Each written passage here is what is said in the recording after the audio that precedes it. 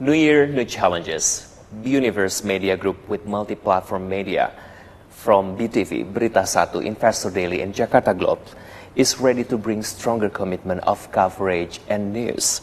Today, at the moment of BTV relaunching Jakarta Globe as sister's platform, take this opportunity to share with all of you who is watching BTV right now a special interview with the ambassador of Russian Federation to Republic of Indonesia, His Excellency Sergey Tolchenov. Your Excellency, how are you? Thank you, fine, and selamat pagi.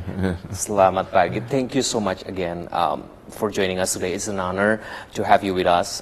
As we know that Indonesia and Russia share a long history of a relationship, and at a time when global economic uncertainty is reshaping priorities for many nations, dialogues become more essentials. Today we have to explore how both countries, Indonesia and Russia, of course, to strengthen our strategic cooperation, not only navigate our current challenges, but also to unlock new opportunities.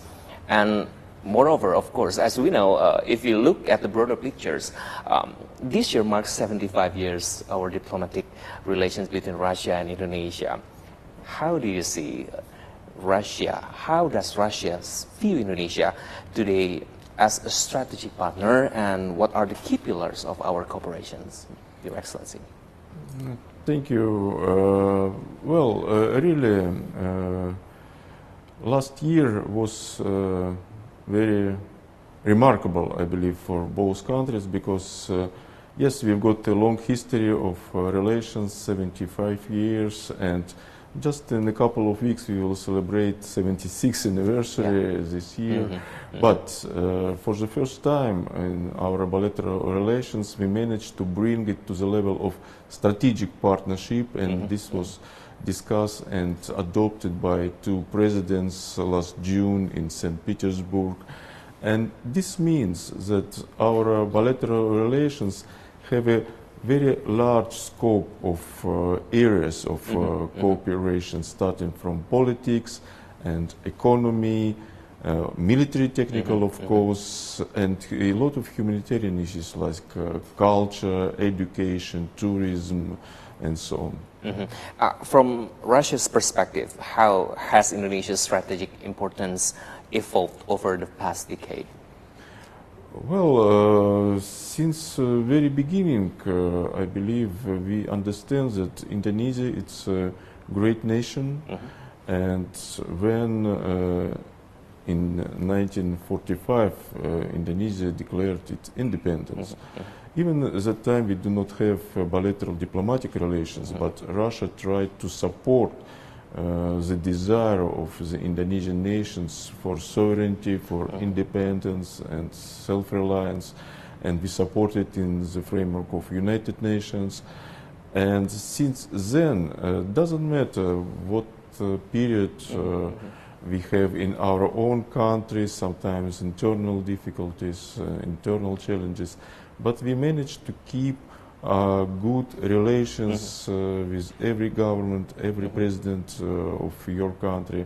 And I can mention that Pak Prabowo Subianto is the president number 8, and most of his predecessors, I believe 5 or 6 of them, visited my country, starting from Pak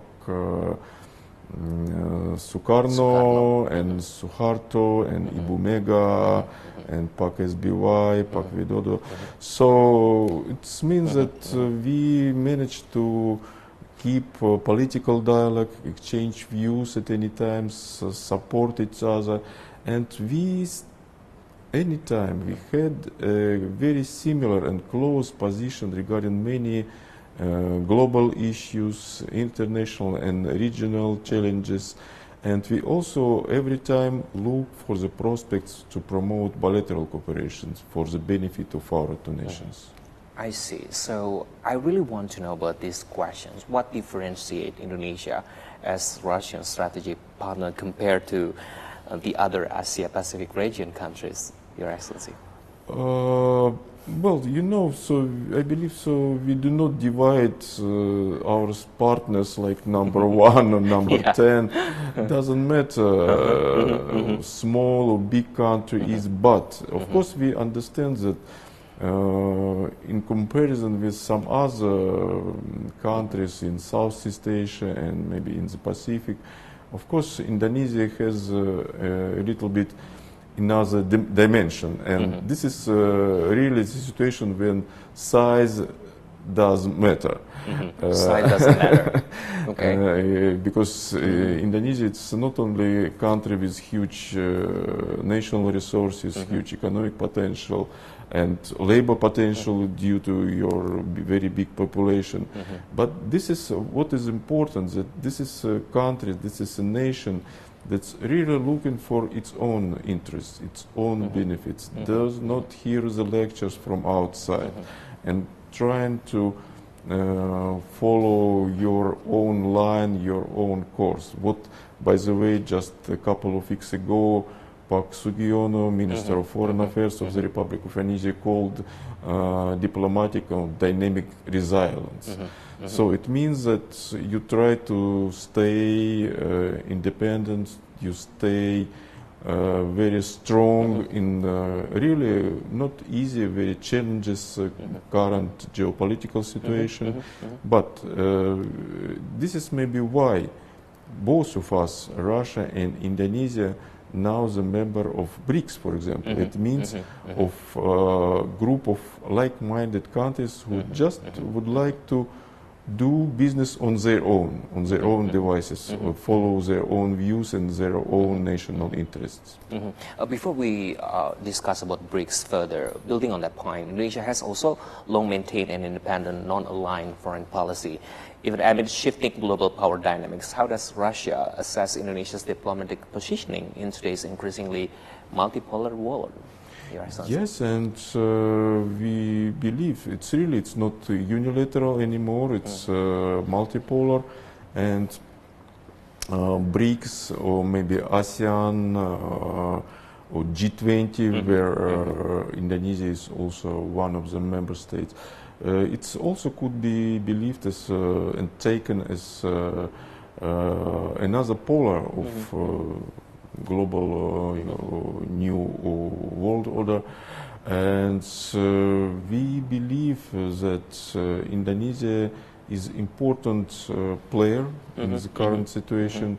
It's sometimes we even believe that Indonesia it's like a voice of what we call sometimes global South or global East, and also important member of Muslim community in the world. So this is why we would like to exchange views with Indonesia to understand more about your policy or policy of some alliances or organizations you are member. So this means that we have a very big agenda, very diverse agenda, and we're trying to be operational and to work together. But do you see Indonesia playing a bridging role between major global powers? Well, yes, but so it's not only like make a bridge between powers, but Indonesia also one of the power, and you are in this important family. And as I already mentioned, we do not divide smaller or bigger country. It's more important that you've got your own voice, you've got your own role, and you are ready to work with the rest of international community to solve many international or regional issues. Okay, so if I may take this one step further, because previously also you mentioned about the world today is facing growing geopolitical and geoeconomic challenges. As two countries have maintained constructive relations, how can Russia and Indonesia navigate these challenges together in a mutual, beneficial way? I believe so. We can work and find out some solutions for these challenges in the framework of fora or organizations that we are members both. Yeah. Starting from the UN, and we still believe that the modern world should be UN-centered, and this is a world, maybe very unique world organizations that should play a decisive role in many international issues, and also to promote and share our shared views in the framework of G20 when it comes to global governance, to economic issues, maybe BRICS as another one, a group of like-minded countries. And also we are ready to cooperate with Indonesia as a member of ASEAN, for example, and may I say one of the informal leaders of ASEAN on this Asia-Pacific region. So we have a lot of things to do, and also I hope that even promoting our bilateral cooperation in many fields, we can ensure energy and food security not only for our nations, but for the rest of the world. Your Excellency, how do you see and how important is economic cooperation in insulating bilateral relations from global tensions? And of course, we need to have like lessons from the past global crisis, right? That still apply today, or how do you see that?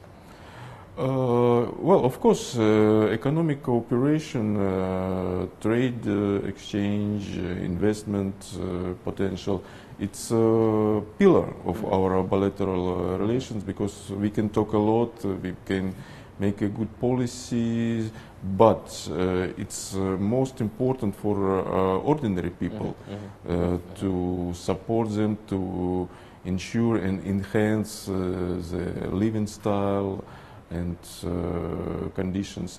So, also in this case, hopefully I may say that hopefully our two economies are not concurrent, but we are complementary to each other. Because my country, we have a strong potential, for example, in energy field, and in some, for example, even it comes to agriculture, we have some strong points like grains, maybe fertilizers, and so on. But Indonesia, it's a country with tropical agriculture, some products that we do not have in my country, and we are looking, and it means that, you know, when it comes to cooperation, economic cooperation, of course, every country would like to sell, to export some goods from, but when it comes to my country, and when delegations, business people come in, and even governmental delegations come into Indonesia, we stress it. We not only would like to export something from Russia to Indonesia, but we also looking for your potential. We would like to have more Indonesian goods in Russian market. So, and that's why what I mention, what I mean when I say that our economies are complementary to each other. Complementary to each other. That's a beautiful words, actually. Your Excellency, from a longer term perspective, how do you see the role of Russia and Indonesia in contributing a global peace, stability, and international order? Well, I believe so. Both countries could be operational in this way, because all of us, we are looking for peace, because it was mentioned by your leader and by President of the Russian Federation, Vladimir Putin, that peace is also one of the pillars for stable and resilient development of any country. And we would like to have peace in this world, in our small planet. But I also believe that it's should not be just, you know, peace when you do not take care about your national interests. Because also it's very important for any country to keep your national security. And when you feel that your national security is under threat from your neighbors, from some big alliances, so you should be brave enough to apply some measures, sometimes stronger measures, to protect yourself, because otherwise it will be very difficult to ensure your independence and your sovereignty. Speaking of which, Indonesia also often emphasizes dialogue and peaceful resolutions in every condition. How relevant is this to this today's approach? Do you see this very strong steps and approach of Indonesia? Yes, and we see that Indonesia is very active in not only here in Southeast Asia, but around the world. For example, we respect Indonesian position regarding the Middle East crisis, for example, and intention of President Prabowo and Indonesia in general to play active role in this solution. And we exchange views about all these issues, and I really do believe that Indonesia can be operational in all these fields and in this situation. And but you know, sometimes when it comes to so-called peaceful solutions, first of all, we prefer to have some more concrete ideas, more concrete proposals, for example, when it comes to situation around Ukraine. And also, any solution should also take into account core interests of any country. For example, when it comes to situation around Ukraine, we understand that, and we explain to all of our partners that core national interests of Russia should be taken into account. And when it comes, for example, to situation in the Middle East, everybody understands. Doesn't matter what will be around so-called peace plan of President Trump, but the core solution, it's based on the resolution of UN Security Councils, and also should be based on the so-called two-states formula.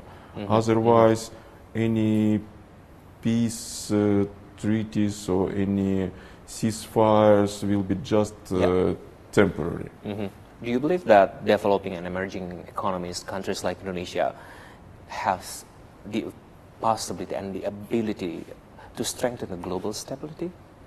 Yes, of course. I believe that because it's emerging economies, it's emerging markets. It means that this is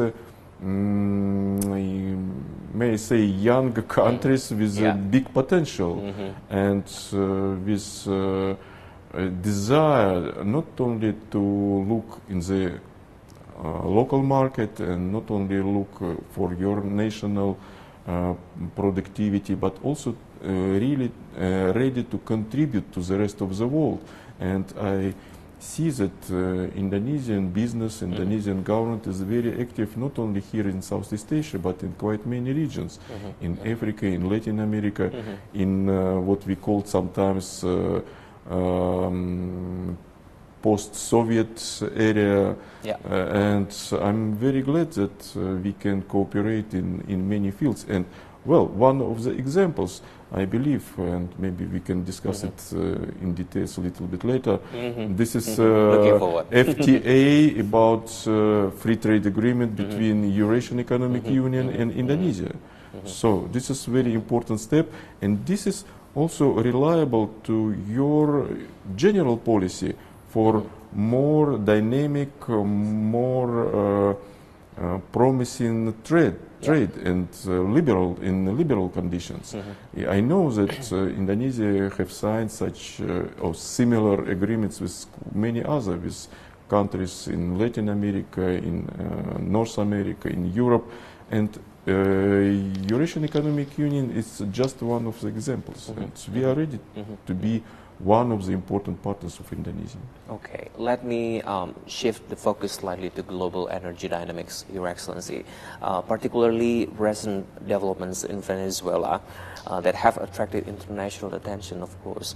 How does Russia see the possible impact of these developments on global partnership, especially regarding control over oil reserves and implications for global oil supplies and prices?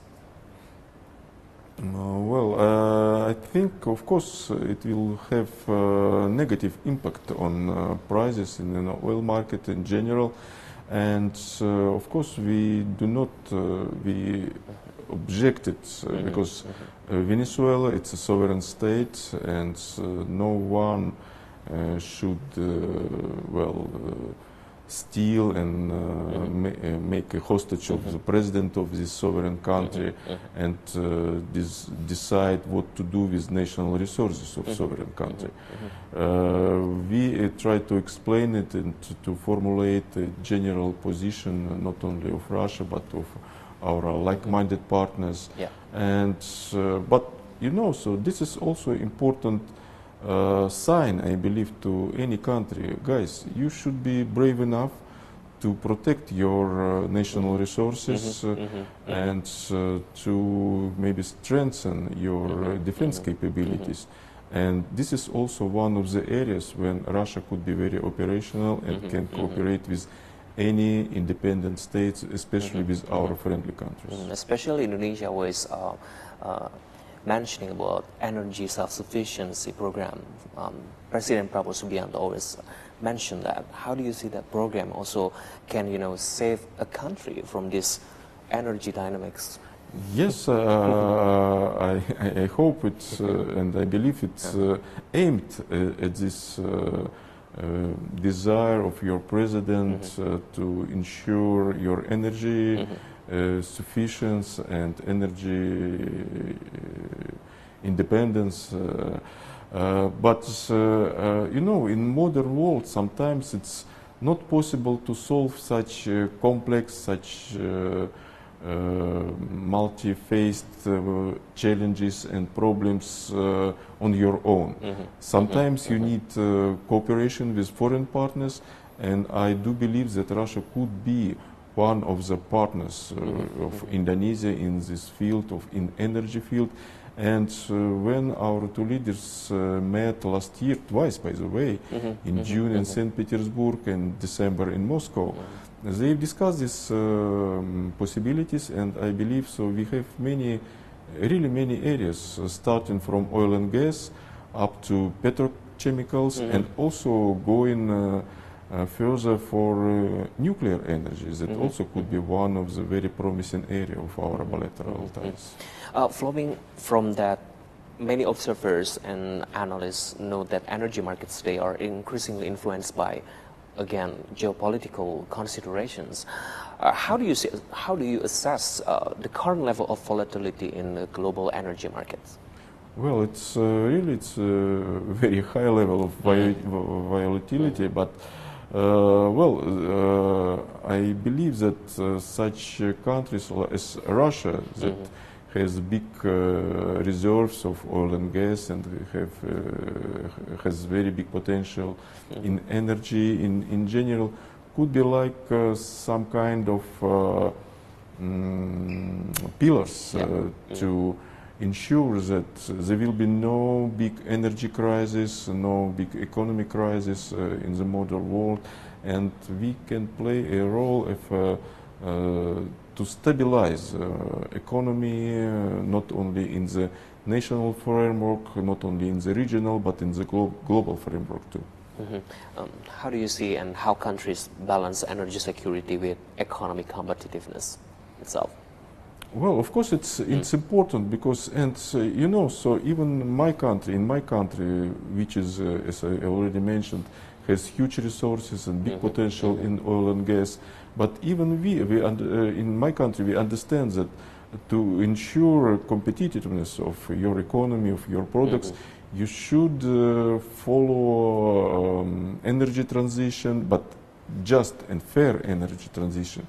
And not just to maybe to decommission all the coal power plants, for example, but to apply some modern technologies that will let us use coal and other source of fuel like oil, gas, but of course renewable sources of energy.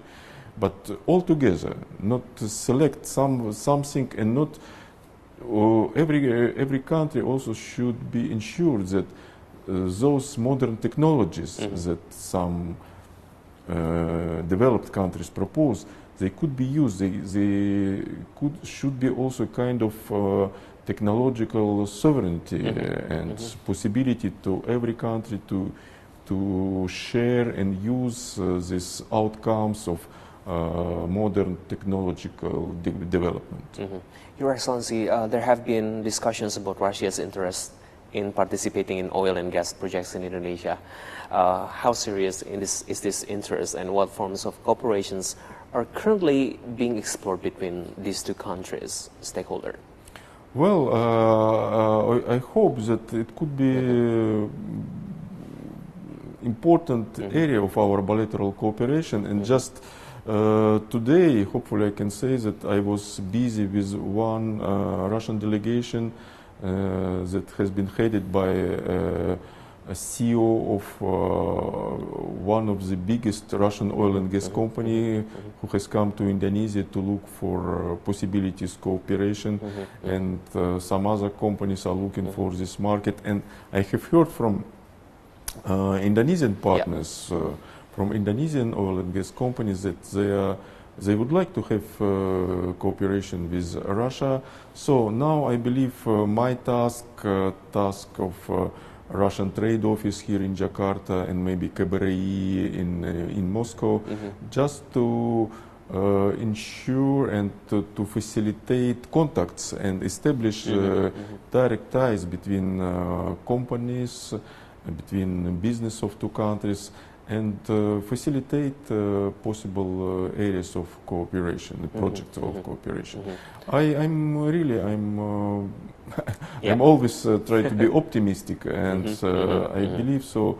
Maybe in the near future there will be really good projects and important projects in this Meaning field. Indonesia is very attractive for Russians energy companies. And how does Russia approach local content and technology sharing in overseas project, for example? Yes, we are ready to share technologies. Of course, we should protect our intellectual rights, but anyway, so we understand that in the modern world it's not possible just to sell products, and when it comes to bilateral cooperations, we also need to go to manufacturing, to what is called in Indonesia hilirisasi, and hopefully my country, we have also big technological potential, and we are ready to share it with our friends and friendly countries. This is one of the topics in our bilateral agenda, and I hope that through some not only private companies but also state companies and state organizations, we can deeper our cooperation in this field of science, technology, and education also. Do you see the regulatory certainty in Indonesia is very important also for long-term energy investment from your country to here? Yeah. How do you see that? Well, it's not easy, and of course we understand that it will be not easy path. It takes time. But we are ready. We are ready to start this process, and we hope that with helping hand of our Indonesian partners, we will manage to solve all these, well, let me say sometimes bureaucratic issues, but every country has its national regulatory, but it's not a barrier. It's just maybe a challenge that we can overcome. Okay, so next move to the economic corporations and organizations, Your Excellency. Russia is one of the Indonesia's key trading partners in Central and Eastern Europe, right? And also serves as an important gateway to the Eurasian Economic Union. With bilateral trade reportedly increasing by around 17%, how do you see this outlook for Russia-Indonesia trade relations towards 2026, and which sector hold the strongest potential? Well, I hope, well, first of all, we have mentioned about this FTA, but we should understand, and Indonesian business people should understand that this FTA that has been signed December last year, it's not a document that will be, that could be implemented from next day, starting next day, because now all, well, I can say both sides, but from when it comes to Eurasian Economic Union, there are five member states. So in all 6 states, this FTA should be ratified. So it means that now it's a job for parliaments of our countries. And just yesterday I have a discussion in DPD of Indonesia, and I tell them, so guys, so also please facilitate this process, and as soon as possible we should ratify this document and put it into practical agenda. And since then I have heard from some analysts and business people that hopefully in 2-3 years it let us double our trade volume. So, and this will be a very good prospect, because 90% of goods from Indonesia and from Eurasian countries will be free of any tariffs. So tariffs will be zero. Okay. It's not like, let's not mention, but for some other countries who applied high tariffs for you and promote, ask you to sign a tariff deal. But we try to liberalize our bilateral trade, and I hope that it will help us to promote our bilateral ties. Your Excellency, of course, the goals is a long-term relationship and sustainability. How can both countries further diversify trade and reduce over-reliance on a narrow range of commodities? Yes, of course, this is maybe one of our tasks and challenges, because well, I'm not only diplomat and ambassador, but I'm also a consumer. And when I'm going to local markets, I didn't see any, for example, goods from Russia, from Belarus or Kazakhstan. So it means from Eurasian Economic Union member state. So and also in my country there are not so many goods from Indonesia. Of course, we have heard about Indonesian coffee, tea, palm oil, and some other tropical goods, but there are other brands in Russian market. So it means that we need to bring more goods, to introduce more brands from Russia, from Indonesia, and to let our business people use this potential that FTA gives them to increase volume of products that they can supply to market. Okay, so let's speaking about BRICS, as I promised earlier, that Indonesia has officially and finally become a member of BRICS, which many see as a significant step on its global economic engagement. How does Russia view Indonesia's role within BRICS, particularly in strengthening practical cooperation between member countries? Well, first of all, I just would like to say that I have heard it from my colleagues in Ministry of Foreign Affairs, who are in charge of cooperation in the framework of BRICS, and they are very happy and they very confident that Indonesia can play an important role. And from the very first days of Indonesian memberships in BRICS, Indonesian side, Indonesian relevant ministries started to play a very active role.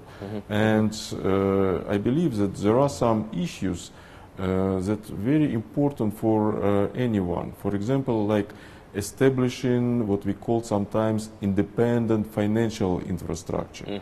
Because in modern world, when some Western countries apply financial and economic sanctions against sovereign states, not only against my country, but sometimes against Iran, for example, who is BRICS member, against well, Venezuela, Belarus, and some other small states.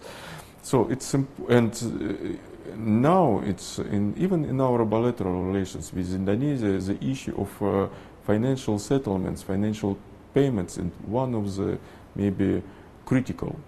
And if in the framework of BRICS we will manage to establish such independent financial infrastructure to ensure direct payments and financial settlements, it will be one of important steps.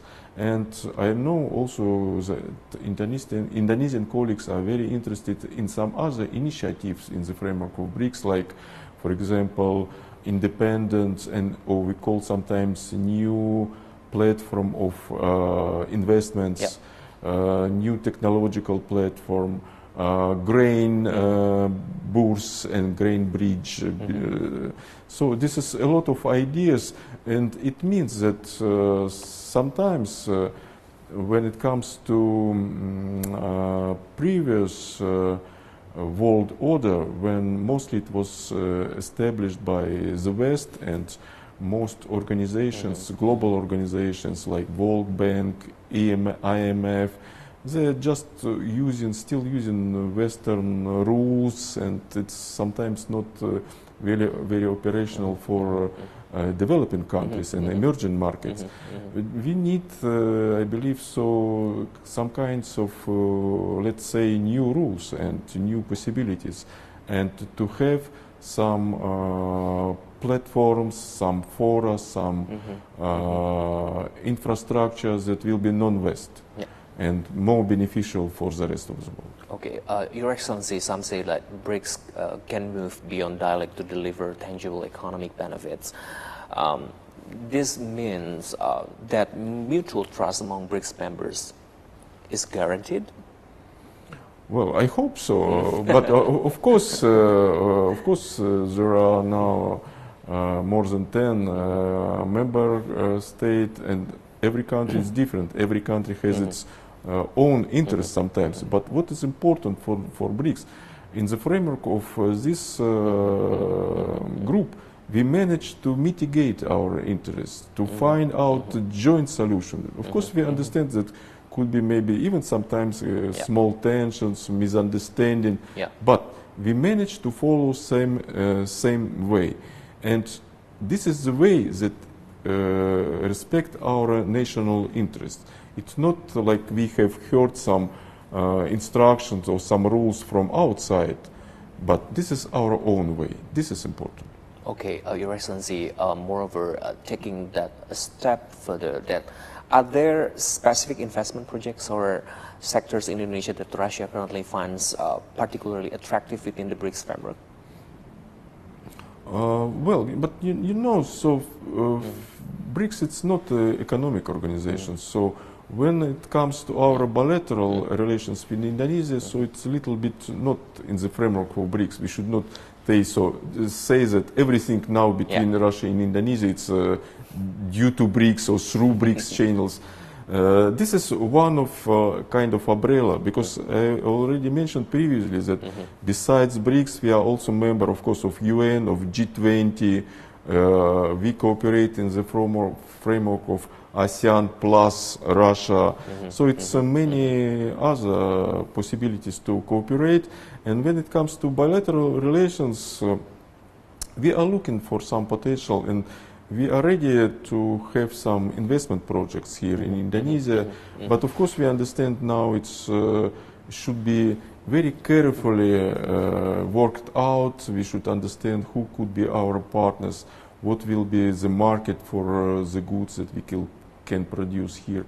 But I can say, and unfortunately, well, due to this geopolitical situation, I don't want to mention specific companies, because sometimes after this our Western frenemies start to tell to Indonesian colleagues you should not to cooperate with Russia or with some specific Russian companies. But our companies are here, they are looking for possibilities, and when we will really have some good projects and we will start something practical, we will of course announce it. But in quite many areas, starting from oil and gas, mining, manufacturing, we are looking for some potentials. Okay, Your Excellency, I've been curious that what factors do Russian investors prioritize when entering new markets?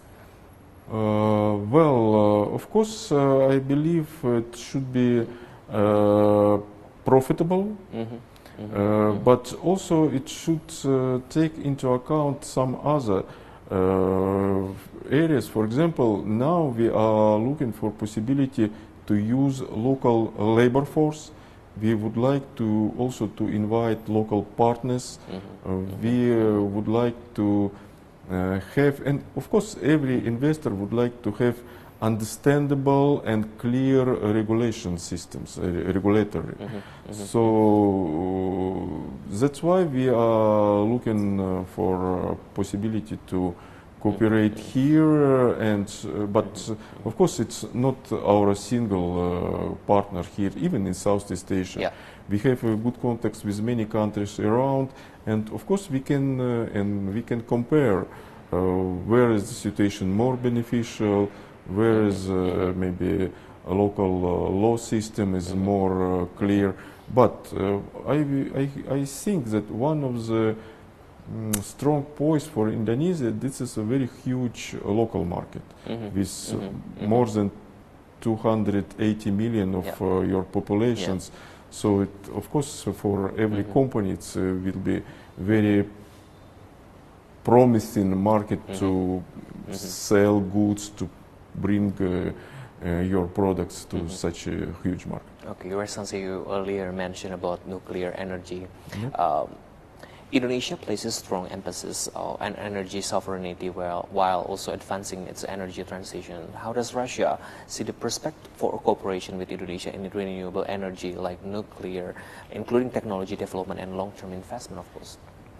I believe so. It could be also one of the interesting and important area of bilateral cooperation, because yes, in my country, for example, we believe that nuclear as energy, as for example gas and also renewable energy, it's still green. Everything is green, and we believe that here in Indonesia, if really Indonesia would like to follow this energy transition, nuclear could be one of the solutions, because it's green, it's a long-term solution, it's just not for 1 or 2 years, even oil and gas reserves, they are not for 100 years, it's already expiring, and I know that even here in Indonesia quite many wells are very idle or very old. But it's a new technology, it's promising technology, it's and this is could be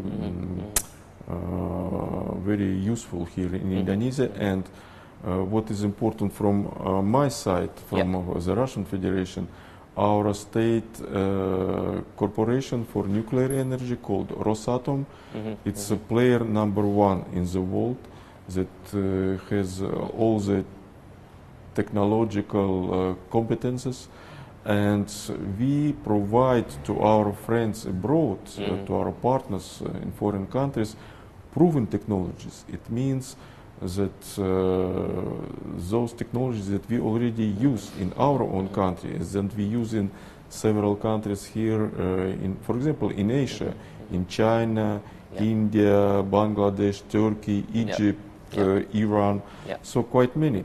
And it's not something on the blueprints of technologies that has never been used anywhere.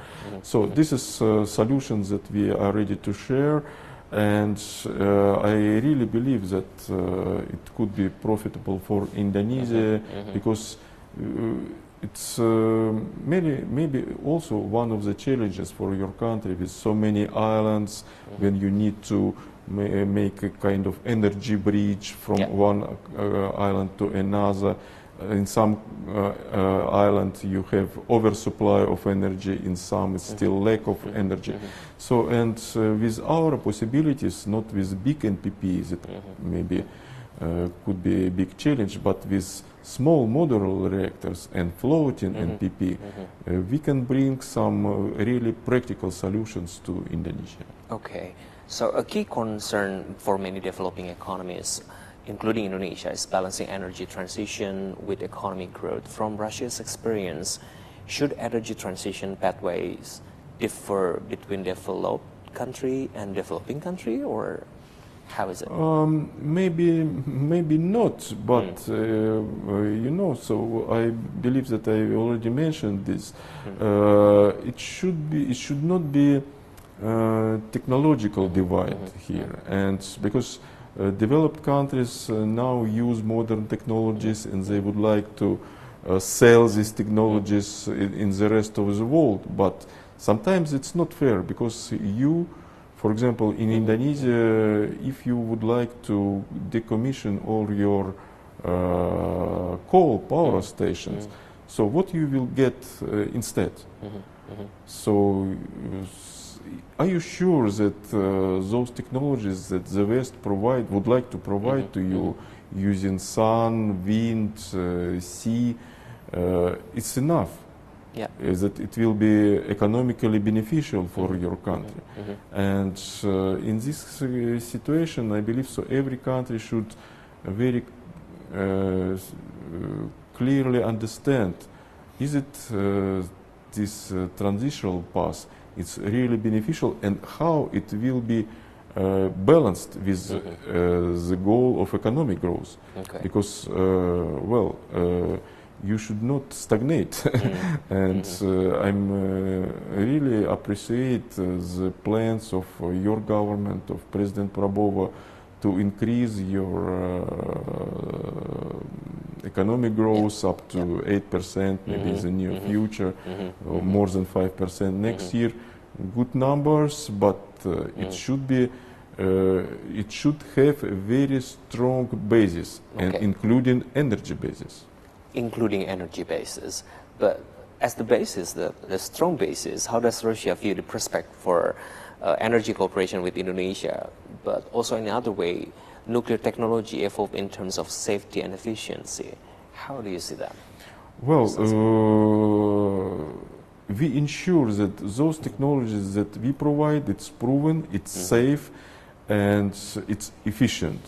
And we understand that, especially after Fukushima disaster, so it's sometimes there are some misunderstanding in Asian countries, but we have, I mean, Russia, in those countries, when we are implementing our projects, we also help local government, local authorities to work with local societies, let's say to socialize nuclear energy, to explain all the benefits, and explain that if all the rules will be followed, if to use it in the safe manner, it's only could be beneficial. It is not any threat for local population, for local land, and for local communities, for the country itself. Please take our example. Last year, we not only celebrate with our friends from Indonesia 80th anniversary of your independence, but we also celebrated 80th anniversary of nuclear industry in Russia. So it means in 8 decades we use it in safe manner for benefits of our population and of our economy. So meaning in the near future there will be technology transfer, human resource development, and capacity building that Russia could offer to support Indonesian scientists and experts in this term? Yes, sure, and we already share technologies. We propose cooperate not only in bringing our technologies for nuclear for energy, but also nuclear for medicine, for example, nuclear for food and agriculture, and we're ready to cooperate with BRIN. It's your agency for new technologies and research in nuclear field, because there are some small research reactors, and there could be a lot of possibilities to engage in bilateral cooperation in the field of nuclear for peaceful life here in Indonesia. And also we are ready to cooperate in the field of capacity building. Already for 2 years, we provide separate scholarships for Indonesia for those who would like to study nuclear science in Russia. So we are operational here. Okay, finally, this is my last question. Unfortunately, Your Excellency, how do you see the cooperation between these two countries, Russia and Indonesia, in the near future and the long term, of course, in every sector? of course, with the trending, with the positive trending, how do you see that? Any message to Indonesian government? Well, message to Indonesian government. Well, so you know, so it's not our maybe our tradition. We never try to lecture any foreign government, Okay. but just we following your way and your policies here. But what I would like to say, as ambassador of the Russian Federation here in the Republic of Indonesia, I'm very confident that in not only in near future but in long term we will have good relations with your country, and not only next maybe 75 years but much more. And we will cooperate in many fields. Yeah. And also I hope that it will not only bring positive results to business people, to companies, but it will be good outcomes to ordinary people of Indonesia, and it will help us to promote people-to-people contacts, people-to-people cooperation, Yeah. student exchange, educational exchange, business exchanges, and also cultural one. And it led us, I mean, the Russians and the Indonesians, to understand each other more and to open more prospects for bilateral cooperation in different fields. Your Excellency, spasiba. Terima kasih banyak. Terima kasih. Thank you so much for your sharing the insights with us in this special moment. So, as Indonesia and Russia Federation build strong diplomatic relations, this discussion reflects the depth and maturity of our partnership, rooted in dialogue, cooperation, and mutual respect. Thank you for watching BTV. Bersatu menginspirasi.